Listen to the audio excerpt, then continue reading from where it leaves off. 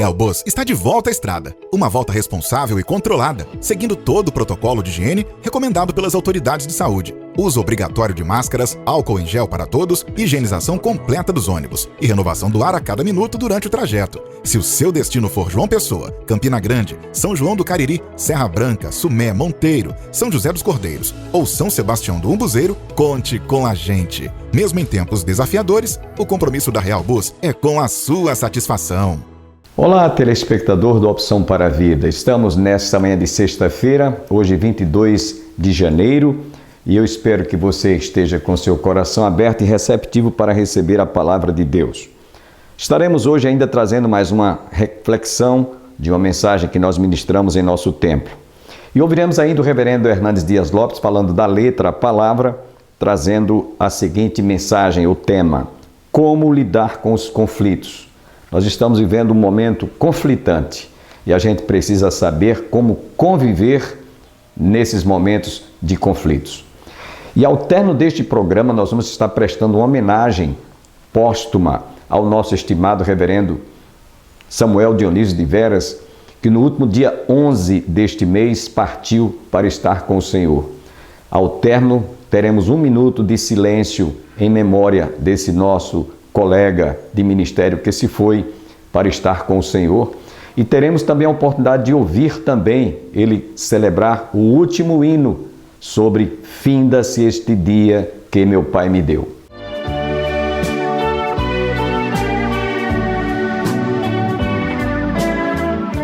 Convido a todos a que abramos a nossa Bíblia no livro de Atos dos Apóstolos, capítulo 20, versículo 8.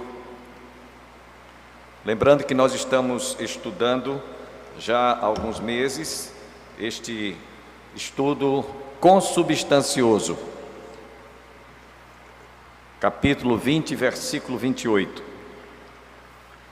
Leamos: atendei por vós e por todo o rebanho sobre o qual o Espírito Santo vos constituiu bispos para pastoreardes a igreja de Deus, a qual ele comprou com o seu próprio sangue.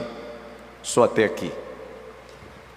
Pai, nós queremos te agradecer mais uma vez pela oportunidade, pelo privilégio de estarmos reunidos em tua casa, conforme lemos na leitura devocional. Alegrei-me quando me disseram: vamos à casa do Senhor. Obrigado, Senhor, por essa noite, pelos que subiram à tua casa. Agradecemos-te porque o Senhor tem nos preservado com vida, o Senhor tem nos dado saúde, o Senhor tem nos protegido, por isso aqui estamos. Cremos que é o Senhor que nos guarda, nos livra, nos abençoa, nos protege e também guarda a nossa vida. Abençoa todos que estão aqui presencialmente e te pedimos também uma bênção extensiva para aqueles que estão em casa. Fala ao nosso coração através da continuidade desse estudo sobre o livro de Atos dos Apóstolos, Atos da Igreja, Atos do Espírito Santo e Atos missiológicos. Fala-nos mais uma noite, mais uma vez, nesta noite, em nome de Jesus. Amém. Só lembrando aos irmãos que na última vez que nós trouxemos o nosso estudo, nós estivemos abordando aqui, durante o histórico, ou a história da igreja, quantas coisas foram enxertadas na igreja. Falamos aqui sobre os dogmas, principalmente sobre as indulgências. Quem acompanhou desde os últimos estudos sabe do que eu estou falando. E nós ainda vamos hoje dar um pouquinho de continuidade, considerando o período da Idade Média, em que parece-me que nesse período foi onde houve realmente a maior influência para que na Idade Média acontecesse o que eu denomino de início das trevas.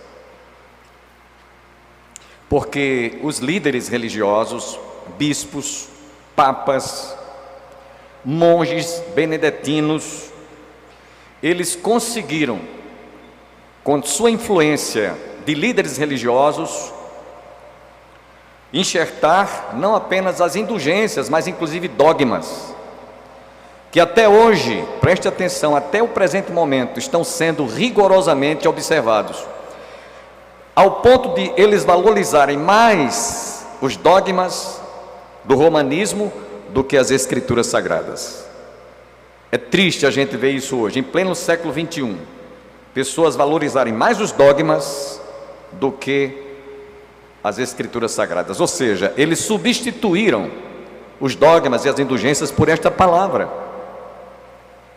Isso é blasfêmia, isso é descredibilidade das escrituras sagradas.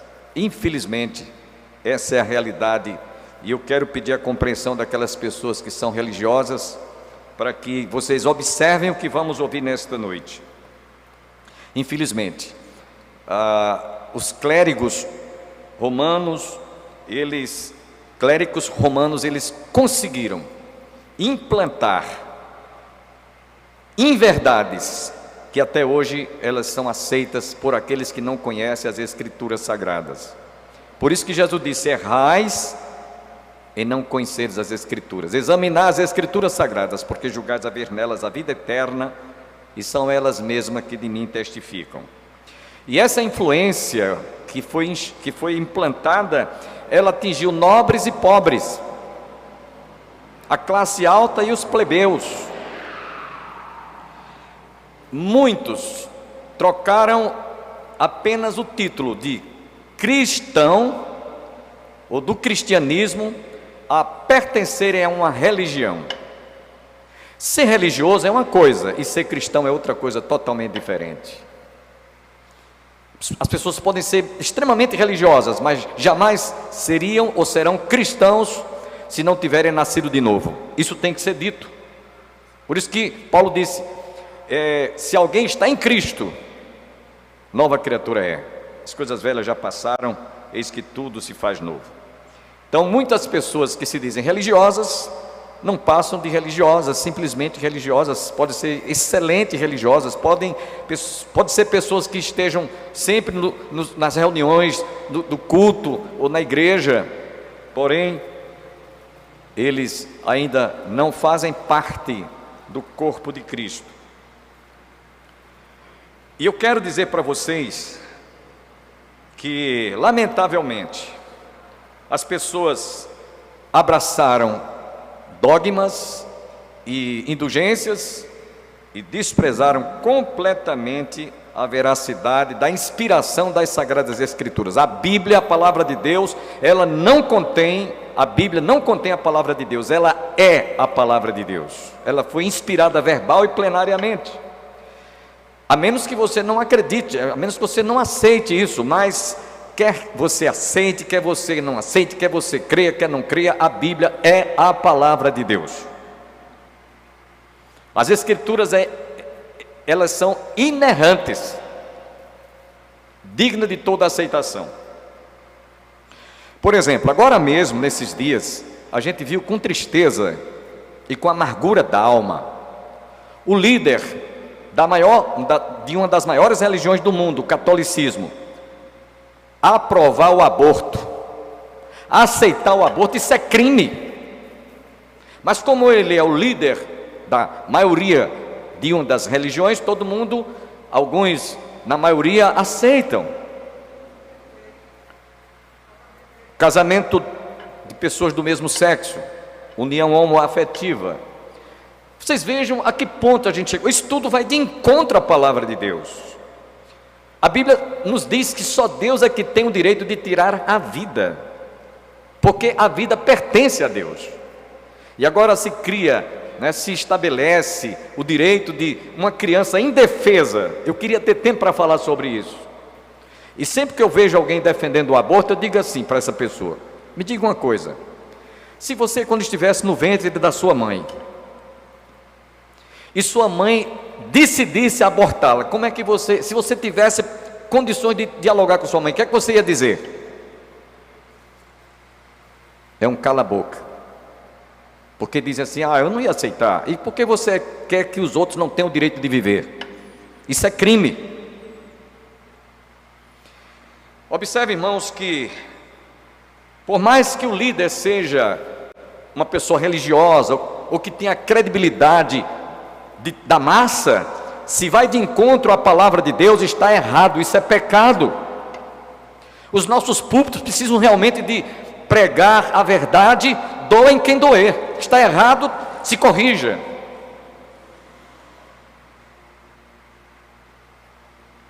Então as pessoas hoje estão vivendo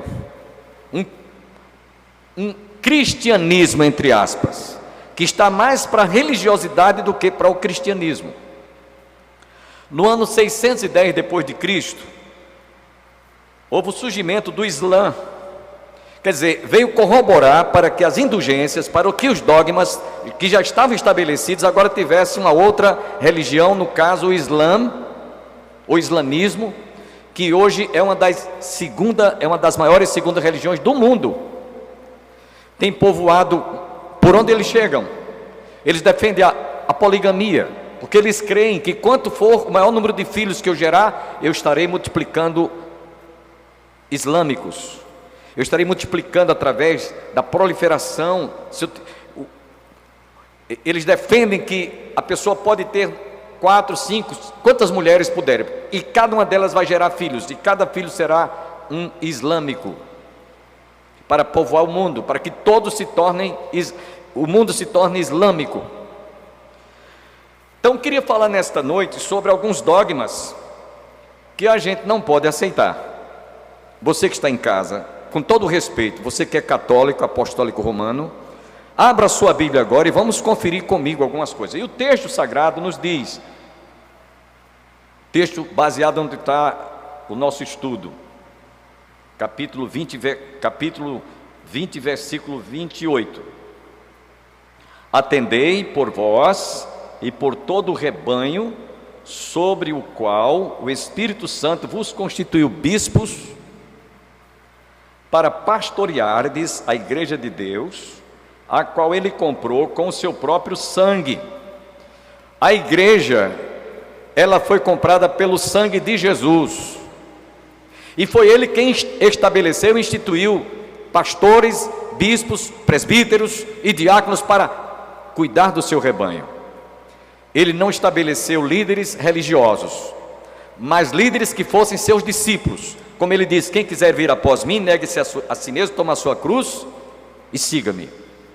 Então Jesus não quer pessoas religiosas sendo suas seguidoras ou seguidores. Ele quer pessoas cristãs, pessoas que realmente tenham nascido de novo. E essa é a diferença que faz entre religião. Aliás, a palavra religião vem do latim religare, é um esforço do homem para chegar a Deus. Enquanto que o cristianismo foi o que Deus fez para chegar ao homem, enviando o seu filho para que fosse crucificado, morresse naquela cruz e ressuscitasse. Ele foi o único estabelecido como cabeça da igreja. E me perdoem, mas eu tenho que falar sobre isso. Quantos que acreditam no dogma da Imaculada Conceição de Maria? Nada contra Maria. Maria foi bem-aventurada. Ela foi escolhida como uma mulher santa para ser a mãe do nosso Senhor e Salvador Jesus Cristo. E a palavra imaculada significa sem mancha alguma de pecado, pura, inocente. Irmãos, a Bíblia diz que todos pecaram e todos estão destituídos e carecem da glória de Deus. É isso que diz a Bíblia. Não há nenhum justo, nenhum sequer. Com todo respeito à mãe de Jesus, que foi escolhida para que o seu ventre recebesse, por obra e graça do Espírito Santo, o Salvador. Que a gente vai ver logo mais que a própria bendita Virgem Maria, ela disse: a minha alma engrandece ao Senhor e o meu espírito se alegra em Deus, o meu Salvador. No dia 8 de dezembro do ano de 1854, estavam presentes 54 cardeais e 140 bispos. Na época o Papa era Pio IX. Então foi declarado a bula inefabilis Deus, com o seguinte tema: o dogma. É de Deus revelada a doutrina que sustenta que a bem-aventurada Virgem Maria, no primeiro instante de sua conceição, por singular graça e privilégio do Deus onipotente, em vista dos méritos de Jesus Cristo, Salvador do governo humano, foi preservada imune de toda mancha de pecado original, e dessa maneira deve ser crida por todos os fiéis. A Bíblia não ensina isso. A Bíblia não diz isso. Isso foi líderes religiosos, como vocês ouviram, no dia 8 de dezembro do ano de 1854, 54 cardeais e 140 bispos estabeleceram isso. Então, a partir daí, oficialmente, os católicos passaram a crer que Maria nasceu imaculada, sem pecado, não tendo herdado pecado algum. E a Bíblia diz que todos pecaram desde a queda lá do Éden. É isso que a Bíblia nos diz. Ou você crê na verdade, ou você aceita a mentira. Então, toda criatura, todos nós somos pecadores. Entretanto, os católicos ignoram que essa crença foi rejeitada durante séculos por grandes líderes da própria Igreja Católica. Eles defendiam que esse é Jesus Cristo, o Deus encarnado, o Deus que se fez homem e habitou entre nós, como diz João, e vimos a sua glória, a glória como a do unigênito do Pai. Ninguém mais, nem mesmo Maria.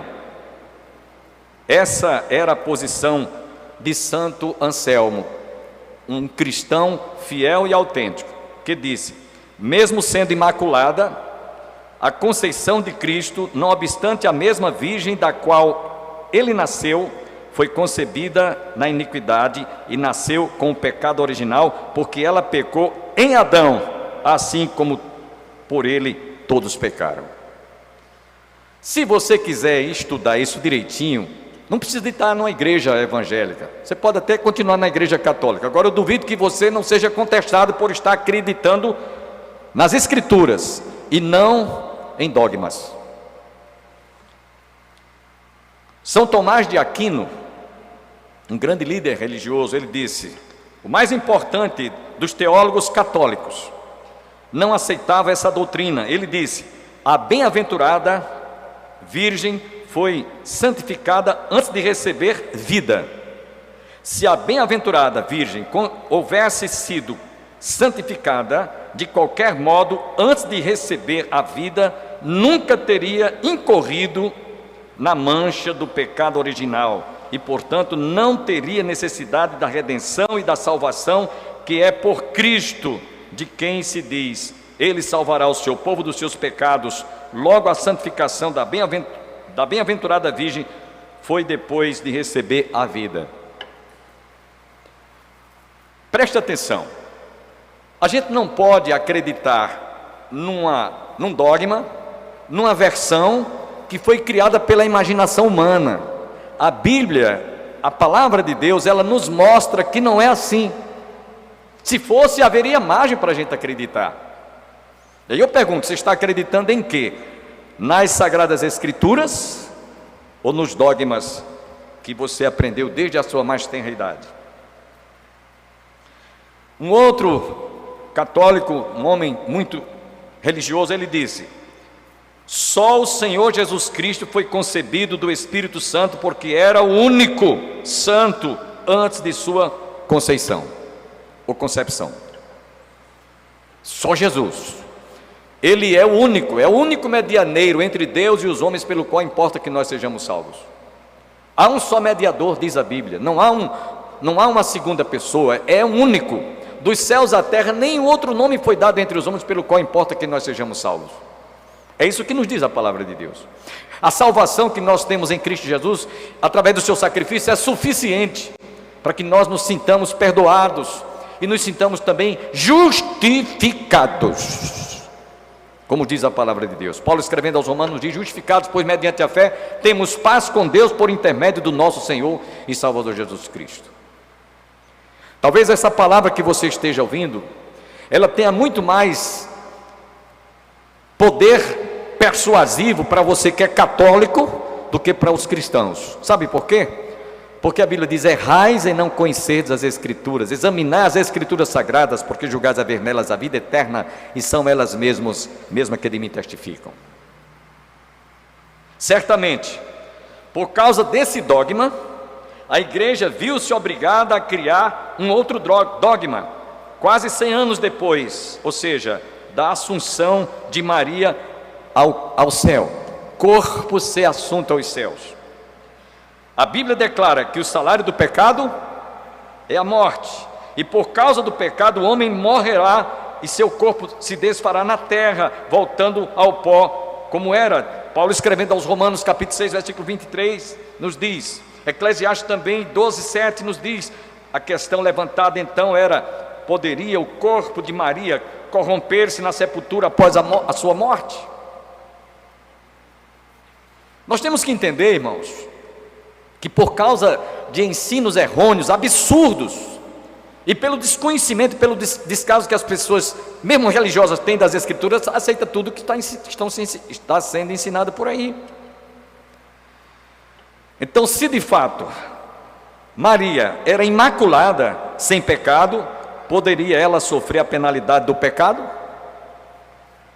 Por causa disso, em 1º de novembro, presta atenção, do ano de 1950, eu nasci em 1952, 2 anos antes, a igreja criou o dogma de que Maria foi assunta aos céus em corpo, ou seja, seu corpo não foi consumido na sepultura. Quase 2 milênios de anos, né? E a igreja ainda diz que tais dogmas são revelações de Deus que devem ser cridas por todos os fiéis e que, se não fizerem, naufragarão na fé e estarão sendo condenando-se a si mesmos. Onde tem isso na palavra de Deus? Você que é católico, procure isso nas Escrituras, na Bíblia, você não vai encontrar. Não existe isso. Esse ensinamento, Paulo nos diz, é doutrina de homens. E em outra parte, Paulo diz ensinos de demônios. Eu quero pedir a você que está em busca da verdade, que quer conhecer a verdade, como o próprio Jesus disse: conhecereis a verdade e a verdade vos libertará. Se pois o Filho do Homem vos libertar, verdadeiramente sereis livres. Você que está em busca da verdade, a Bíblia é a única palavra revelada de Deus aos homens, e a tradição da igreja romana não deve nem pode contradizê-la em nenhuma doutrina. Pergunta-se, por que nenhum só dos escritores bíblicos, desde o Antigo Testamento até o Novo Testamento, os profetas maiores, os profetas menores, os apóstolos, por quê? Em nenhuma parte das Escrituras, nenhum dos escritores fez a mínima alusão ao nascimento imaculado de Maria e a sua assunção em corpo ao céu. Por quê? Questiona-se assim porque eles escreveram os livros da Bíblia, os evangelhos e as cartas, como o Velho Testamento, após a morte de Maria, e é estranho que tenham omitido tais fatos a seu respeito, se de fato isso tivesse ocorrido e Maria fosse colocada por Deus como a nossa corredentora, a rainha dos céus. Eu quero dizer para vocês uma coisa que é preciso a gente salientar. Maria foi virgem até o dia em que Jesus nasceu. E eu vou mostrar isso na Bíblia. Muitos católicos dizem: vocês falam de Maria. Nós honramos a Maria, admiramos aquela serva do Senhor, uma mulher humilde, simples, abnegada, uma mulher santa, mas jamais salvadora. E quando você ouve a reza Ave Maria, a música é bonita, ninguém pode negar, mas a exaltação que fazem a respeito acerca dela está totalmente deturpada pela palavra de Deus. Só ao Senhor adorarás, e só a Ele renderás culto. E a música Ave Maria é uma exaltação, uma exultação ao seu nome. Alguns até chegam a dizer que ela é a mãe de Deus. Ora, se Maria é a mãe de Deus, então Deus não seria o Criador? Espero que você, telespectador, internauta que esteve conosco, fiquemos agora com essa homenagem póstuma que nós prestamos ao nosso colega pastor Samuel Dionísio de Veras. Está deixando um legado, uma lacuna, como ministro da nossa denominação, Aliança das Igrejas Evangélicas Congregacionais do Brasil, e das nossas igrejas aqui na cidade de Campina Grande. Ele está deixando um grande legado, o exemplo de um ministro, de um homem de Deus, que soube honrar, onde quer que fosse, o nome do nosso Senhor e Salvador Jesus Cristo. Ele está na glória, descansando de todo esse sofrimento que essa pandemia causa com aqueles que são infectados.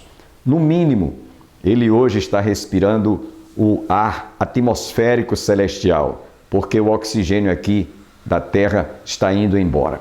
Fiquemos, portanto, com esta homenagem póstuma, um minuto de silêncio, e logo em seguida você estará ouvindo o último culto que ele participou.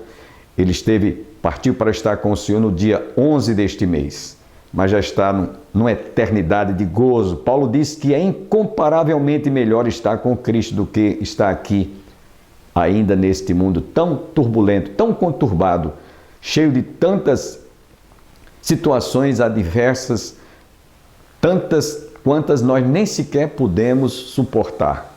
As nossas palavras de condolências à família enlutada na pessoa da nossa irmã Edileuza Veras e seus filhos. Você terá a oportunidade de ouvir o reverendo Samuel Dionísio de Veras trazendo as últimas palavras e também o hino que ele mais costumava cantar ao término dos cultos. Vamos cantar. Principalmente todos vocês aí, cantando bem forte.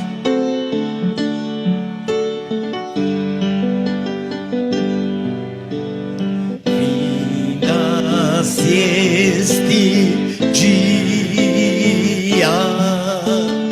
que meu Pai me deu sobre as vespertinas cobrem já o céu. Ó Jesus bendito, se comigo estás, eu não tenho a noite, vou dormir em paz. Glória a Deus. Aleluia! Louvado seja o nome do Senhor. Pelos pais e amigos, pela santa lei, pelo amor divino, graças te darei. Ó Jesus, aceita minha petição e seguro durmo sem perturbação.